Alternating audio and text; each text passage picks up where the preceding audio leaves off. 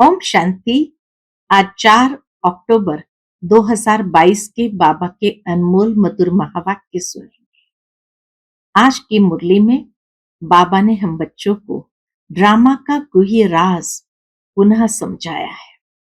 बाबा कहिए ड्रामा बड़ा वंडरफुल है, क्योंकि हर एक का पार्ट अपना अपना है। एक का पार्ट न मिले दूसरे से, एक के फीचर्स न मिले दूसरे से। और जो आत्मा सारा चक्र 5000 वर्ष तक पाठ बजाती है, वो आत्मा शक्तिशाली आत्मा है। और जो आत्मा सिर्फ 1-2 जन्म के लिए पाठ बजाती है, वह आत्मा कमजोर आत्मा है। दूसरी बात जो इसके साथ जुड़ते हुए बाबा ने समझाई कि जो मनुष्य कहते हैं परमात्मा सर्वव्यापी है, सभी में है, तो फिर सभी आत्माएं भिन्न भिन्न पाठ कैसे बजाती है? परमात्मा हर एक में है, फिर तो सबका पाठ भी एक जैसे होना चाहिए। इसीलिए बाबा कहे तुम समझा सकते हो कि परमात्मा का पाठ क्या है। परमात्मा डायरेक्टर है इस नाटक के, और वह भी अंत में आकर अपना पाठ बजाते हैं। तभी तो कहा जाता है तुम्हारी गतमत तुम ही जानो और न जाने कोई। तो परमात्मा सब में विराजमान नहीं है, नहीं तो अकेला बैठकर सभी में डांस करेगा क्या? इसीलिए बाबा कहे ये ड्रामा के गुह्य रहस्य को तुम बच्चों को समझना भी है और सबको समझाना भी है। अच्छा, सुनते हैं आज बाबा के मधुर महावाक्य। बाबा कहे मीठे बच्चे, तुम्हें बाप को याद करने की रेस करनी है। बाप को भूलेंगे तो माया का गोला लग जाएगा। आज की मुरली से प्रश्न है, इस ड्रामा के किस गुह्य रहस्य को तुम बच्चे ही जानते हो? उत्तर, तुम जानते हो इस ड्रामा में भिन्न भिन्न वैरायटी एक्टर है। हर एक का अलग अलग पार्ट है। एक का पार्ट, एक के फीचर्स दूसरे से नहीं मिलते हैं। जो ऑलराउंडर हीरो पार्टधारी है, उनका ही गायन है। बाकी जो थोड़ा समय 1-2 जन्म पाठ बजाते, वह कमजोर पाठधारी हुए। बाकी बाबा कहे जो थोड़ा समय पाठ बजाते, कोई 1-2 जन्म पाठ बजाते, वह कमजोर पाठधारी हुए। दूसरी बात, सभी पाठधारियों में परमात्मा व्यापक हो, अकेला ही डांस नहीं करता। वह तो इस बेहद ड्रामा का डायरेक्टर है। परमात्मा तो इस बेहद ड्रामा का डायरेक्टर है। वह नाम रूप से न्यारा नहीं। अगर न्यारा हो तो यह जो गायन है, तुम्हारी गत मत तुम ही जानो, ये रॉन्ग हो जाए। बाबा कहे वह रॉन्ग हो जाए। ओम शांति। जैसे बाप ने कहा है कि मैं साधारण बूढ़े तन में आता हूं, अर्थात जिसकी वानप्रस्थ में रहने की अवस्था होती है। वानप्रस्थ अर्थात वाणी से परे। वह तो हुआ निर्वाण धाम, सुख धाम, दुख धाम, अर्थात जहां मनुष्य रहते हैं। सुख धाम में मनुष्य रहते हैं, वहां उन्हों को सुख मिलता है, तो नाम सुख धाम रखा है। धाम में कोई रहते हैं, धाम माना ही जहां कोई रहते हैं। अच्छा, फिर शांति धाम कहते हैं, वहां तो मनुष्य रहने वाले नहीं है। शांति धाम कहने से फिर सिद्ध होता है वहां आत्माएं रहती है, वहां मनुष्य रह नहीं सकते। ऐसे नहीं कि मनुष्य सतयुग में शांति में रहते हैं तो कोई गुफा में रहते हैं, वह मन को अमन कर देते हैं। नहीं, वहां तो है ही एक अद्वैत धर्म, द्वैत की बात नहीं। फिर जितने धर्म बढ़ते जाते हैं तो द्वैत बढ़ता जाता है। जहां द्वैत है वहां अशांति है। वानप्रस्थ उनको कहा जाता है निर्वाण धाम। वानप्रस्थ उनको कहा जाता है निर्वाण धाम। अब तुम बच्चों को पता है कि हम आत्माओं को रहना निर्वाण धाम में होता है। उनको फिर मुक्ति धाम कहा जाता है। शांति धाम कहो, निर्वाण धाम कहो, मुक्ति धाम कहा जाता है। वहां शांति में तो सिर्फ आत्माएं रहती है। सुखधाम में तो शरीर है ना। शरीर के साथ कभी शांति रह नहीं सकती। हठयोग, प्राणायाम आदि चढ़ाकर 10-20 दिन व मास भी रहते हैं। कोई प्राणायाम करते हैं, हठयोग करते हैं तो 10-20 दिन, बाबा कहे वह मास भी रहते हैं, परंतु कहां तक शांति में रहेंगे। मुक्ति जीवन मुक्ति में तो जा न सके। ये ड्रामा है ना। इस समय सभी आत्माएं यहां कर्म क्षेत्र पर आ जानी चाहिए, क्योंकि नंबरवार आना है। आत्माएं भी नंबरवार है ना। कोई सतो प्रधान है, कोई सतो रजो तमो है। जो पिछाड़ी में थोड़ा पार्ट बजाते हैं वह तो जैसे कमजोर आत्माएं हैं। शक्तिशाली आत्माएं आदि से लेकर पार्ट बजाती, लेकिन बाबा कहे जो कमजोर आत्माएं हैं वह जैसे 1-2 जन्म पार्ट बजाती है। बिल्कुल थोड़ा पार्ट है, उनका इतना प्रभाव नहीं हो सकता। इतना गाए नहीं जाते हैं, उनका इतना महिमा या गायन योग्य नहीं होते हैं। इतना प्रभाव ही नहीं हो सकता। इतना गाए नहीं जाते हैं। विचार करो कौन कौन गाए जाते हैं, किनकी महिमा होती है, गायन होता है। ऊंचे ते ऊंचा है भगवान। भारत की ही बात है, दूसरी जगह किसका गायन करें। धर्म स्थापकों का किसका गायन करे। बाबा कहे धर्म स्थापकों का। जैसे क्राइस्ट फिर पोप आते हैं, उनके भी चित्र है, गायन होता है। जिन आत्माओं का उनका भारी पाठ है, भारी पाठ जिसका है उनका गायन होता है। तुम बच्चे सृष्टि के आदि मध्य अंत को जान गए हो। ड्रामा में कौन से फर्स्ट क्लास एक्टर्स है, अखबार में भी डालते हैं तो मनुष्य को खींच हो कि फलाने को देखे।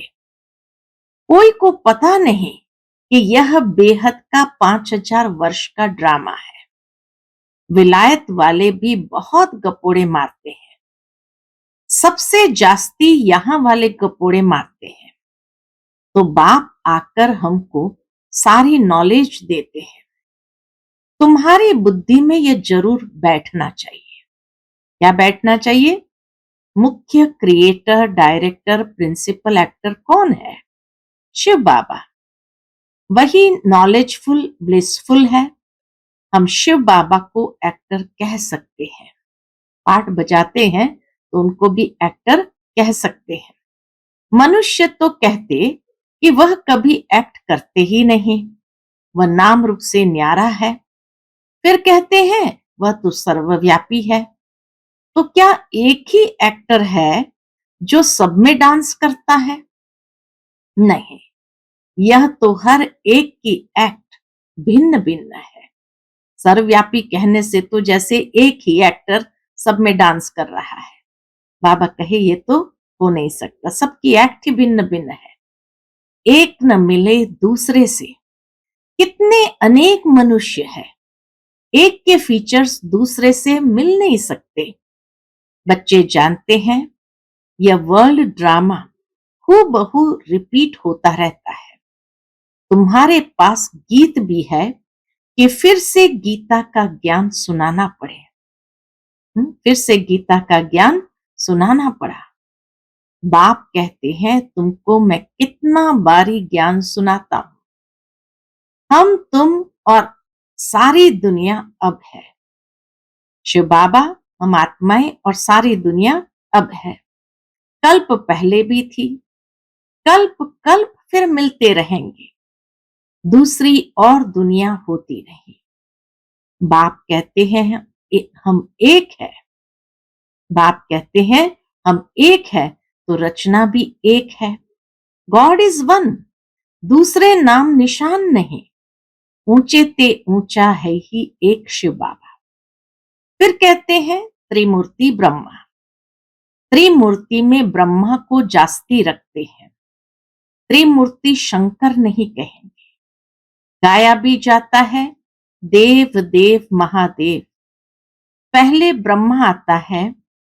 इन तीन देवताओं में नंबर 1 है ब्रह्मा।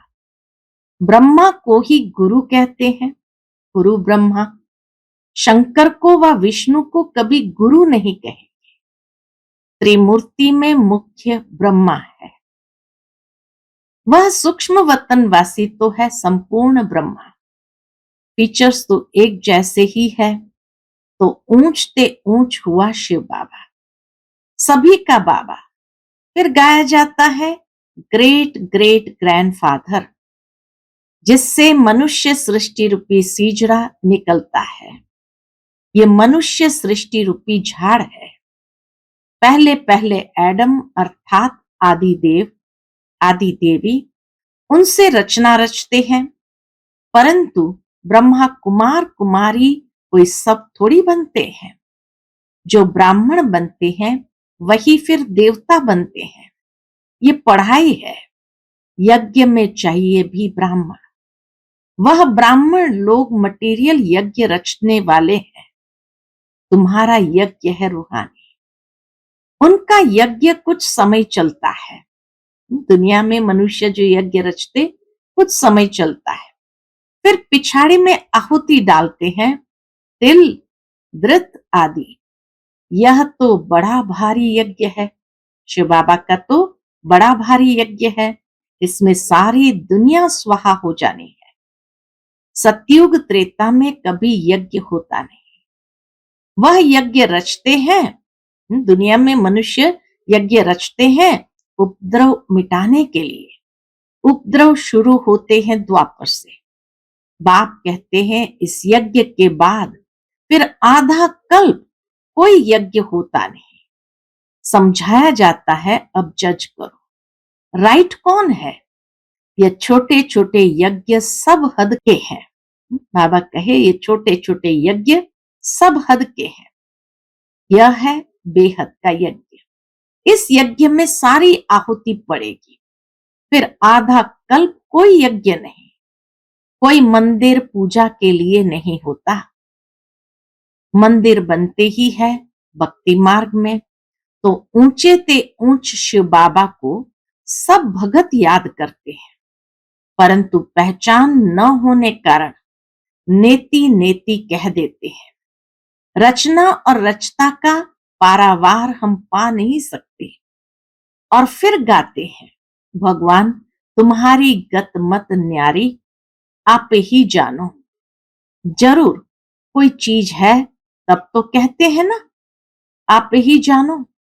जरूर नाम रूप वाला होगा तब तो कहते हैं हे भगवान आपकी गत मत न्यारी। परंतु मनुष्य तो इसका अर्थ समझते नहीं है। बाप समझाते हैं मेरी मत सबसे न्यारी है। तुमको शूद्र से ब्राह्मण बनाकर फिर श्रेष्ठ देवता बनाता हूं। जीवन मुक्ति दाता हूं। मैं सर्व का लिबरेटर हूं। कलयुग पूरा हो फिर सतयुग होता है। सतयुग में दुख की बात होती नहीं। बाप अब दुख से लिबरेट करते हैं, बाकी सब शांति धाम में चले जाएंगे। कलयुग के अंत में ही लिबरेटर आते हैं, आकर नरक को स्वर्ग बनाते हैं। यहां तो बहुत दुख है, इनको स्वर्ग नहीं कह सकते। पुरानी दुनिया को नई दुनिया थोड़ी कहेंगे। नई दुनिया में लक्ष्मी नारायण का राज्य था। पुरानी दुनिया में क्या लगा पड़ा है, यह फिर नई दुनिया बनती है। ऊंचे ते ऊंच बाबा ही आकर पुरानी दुनिया से नई दुनिया बनाते हैं। सूक्ष्म वतनवासी ब्रह्मा विष्णु शंकर को देवता कहते हैं। ऐसे कहां भी लिखा हुआ नहीं है कि प्रजापिता ब्रह्मा सूक्ष्म वतनवासी है। सूक्ष्म वतन में थोड़ी प्रजा होती है। प्रजापिता ब्रह्मा तो जरूर यहां ही चाहिए। ऊंचते ऊंच शिव बाबा, फिर सेकंड नंबर में है ब्रह्मा। शिव बाबा इन ब्रह्मा द्वारा बैठ सर्विस करते हैं, ब्राह्मणों को देवता बनाते हैं। यह तो है ही पाप आत्माओं की दुनिया, रावण राज्य। जो कुछ करते हैं उनसे मनुष्य के पाप ही होते हैं। भ्रष्टाचारियों से ही लेन देन होगी। भ्रष्टाचार शुरू होता है द्वापर से, फिर अंत में बाप आकर महान श्रेष्ठाचारी बनाते हैं। कला कमती होने में 5000 वर्ष लगते हैं। जो श्रेष्ठ ते श्रेष्ठ देवता थे वही फिर नीचे उतरते हैं। ये खेल ही ऐसा है। कितना अच्छी रीति बाप बैठ समझाते हैं। कोई बैठ समझे तो अच्छी तरह से समझ सकते हैं। तुम तो कराची में भट्ठी में पड़े, समझने के लिए आते थे। पार्टीशन के बाद सब भाग गए। तुम तो वहां रहे पड़े थे। तुमको किसका संग नहीं था ना। उस समय बाबा कहे तुमको किसका संग नहीं था। संग से दूर होते भी नंबरवार पुरुषार्थ किया। सब तो एक जैसा पुरुषार्थ कर भी नहीं सकते। स्कूल में भी सब एक जैसे नंबर कोई लेते नहीं। 2 स्टूडेंट को 99 मार्क्स मिल नहीं सकते। क्लास में 1-2 के ऊपर थोड़ी बैठेंगे। घोड़ों की भी रेस होती है, उसमें भी एक जैसे 2 हो नहीं सकते। इसका नाम रखा है राजस्व अश्वमेघ। अश्व कहा जाता है घोड़े को। तुम हो रूहानी घोड़े। तुम्हारी दौड़ी है घर के तरफ कि पहले हम बाप के पास पहुंचे। वहां तो साइकिलों की, घोड़ों की रेस होती है, युद्ध की भी रेस होती है। तुम्हारी युद्ध की युद्ध, बाबा कहे तुम्हारी युद्ध की युद्ध, रेस की रेस है। तुम्हारी माया पर जीत पाने की युद्ध है और बाप को याद करने लिए ही कहा जाता है। कोई यह नहीं कहा जाता कि गुरु नानक को याद करो या कोई औरों को याद करो।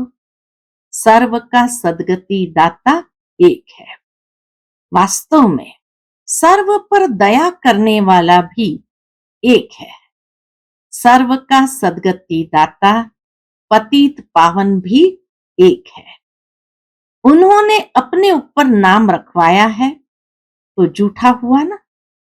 बाबा कहे उन्होंने अपने ऊपर नाम रखाया है तो झूठा हुआ ना। सर्व को सुख देने वाला एक है। सुखधाम में भी बाप ही ले जाते हैं, तो बाप से ही सुखधाम का वर्षा लेना चाहिए। आधा कल्प रावण ने श्राप दिया है, अब बाप से वर्षा लो। यह तो है ही पाप आत्माओं की दुनिया। देवताओं की है पुण्य आत्माओं की दुनिया। पाप की दुनिया में पुण्य होता नहीं। यह तो गपोड़ा मारते हैं कि फलाना मरा, स्वर्गवासी हुआ। अरे स्वर्ग है ही नहीं तो फिर स्वर्ग में जन्म कैसे मिलेगा? यह भी समझने वाला समझे। समझने के लिए कोई यहां बैठना नहीं है। भल विलायत में रहो, परंतु 7 रोज बाबा के संग में जरूर रहना पड़े, क्योंकि संग तारे कुसंग बोरे। अगर तीर लग गया तो कहेगा और 7 रोज रहना है, और 7 रोज रहना है। तो बाबा परीक्षा भी लेते हैं कि पूरा निश्चय है, दिल लगती है, तीर लगता है। बाप पढ़ाते हैं, अरे बाप के पास तो रहना चाहिए ना। जब पक्का रंग लग जाए तो विलायत में भी जा सकते हैं। अभी पवित्र बनेंगे तो 21 जन्म की राजाई मिलेगी। कम बात है क्या? एक जन्म पवित्र बनो, कोई बड़ी बात है? बाबा युक्तियां तो बहुत बताते हैं, आहिस्ते आहिस्ते युक्ति से चलो। बाबा कहे पवित्रता के लिए बाबा कितनी युक्तियां बताते हैं। आहिस्ते आहिस्ते युक्ति से चलो, जिससे खिटपिट न हो, दोस्ती भी रहे और अपने आप को छुड़ाते भी रहो। माना घर गृहस्थ में रह करके युक्ति से चलो, ताकि बाबा कहे खिटपिट भी ना हो, दोस्ती यानी प्यार भी रहे और अपने आप को छुड़ाते भी रहो। बाबा राजू रमजबाज है, तो रमज अर्थात युक्ति बताते हैं। बाबा रमज यानी युक्ति बताते हैं, ऐसे ऐसे करो।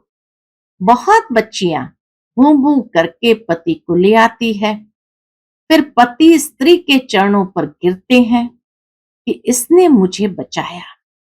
वह ब्राह्मण तो विकार का हथियाला बंधवाते हैं। यहाँ ब्रह्मा और ब्राह्मण हथियाला बांधते हैं पवित्रता का, वह कैंसल करते हैं, वह हथियाला कैंसल करते हैं। बच्चे कहते भी है, बाबा आप हमको स्वर्ग में ले जाते हो, आपकी हम क्यों नहीं मानेंगे? खुशी से पवित्रता का कंगन बांधते हैं। अच्छा, मीठे मीठे सिकिलते बच्चों प्रति माता पिता बाप दादा का याद प्यार और गुड मॉर्निंग। रूहानी बाप की रूहानी बच्चों को नमस्ते। हम सभी रूहानी बच्चों की रूहानी माता पिता बाप दादा को याद प्यार, गुड मॉर्निंग और नमस्ते। नमस्ते। शुक्रिया बाबा, शुक्रिया। आज की मुरली से धारणा के लिए मुख्य सार है। पहली पॉइंट, पवित्र बनने की युक्ति आप ही रचनी है। 21 जन्मों की राजाई के लिए पवित्रता की प्रतिज्ञा करनी है। दूसरी पॉइंट, श्रेष्ठ ते श्रेष्ठ बनने के लिए श्रेष्ठाचार्यों से लेन देन करनी है। बाप के संग में रहकर निर्भय बनना है। आज का बाबा का मधुर वरदान हम बच्चों के प्रति है। सर्वशक्तिमान के साथ की स्मृति द्वारा सदा सफलता का अनुभव करने वाले कंबाइंड रूपधारी भव। सर्वशक्तिमान के साथ की स्मृति द्वारा सदा सफलता का अनुभव करने वाले कंबाइंड रूपधारी भव। सर्वशक्तिमान बाप को अपना साथी बना लो तो शक्तियां सदा साथ रहेगी, और जहां सर्व शक्तियां हैं वहां सफलता न हो यह असंभव है। लेकिन यदि बाप से कंबाइंड रहने में कमी है, माया कंबाइंड रूप को अलग कर देती है, तो सफलता भी कम हो जाती है। मेहनत करने के बाद सफलता होती है। मास्टर सर्वशक्तिमान के आगे सफलता तो आगे पीछे घूमती है। मास्टर सर्वशक्तिमान के आगे सफलता तो आगे पीछे घूमती है। आज का स्लोगन है, सबकी दुआएं लेनी है तो हाजी करते हुए सहयोग का हाथ बढ़ाते चलो। सबकी दुआएं लेनी है तो हाजी करते हुए सहयोग का हाथ बढ़ाते चलो। अच्छा, ओम शांति।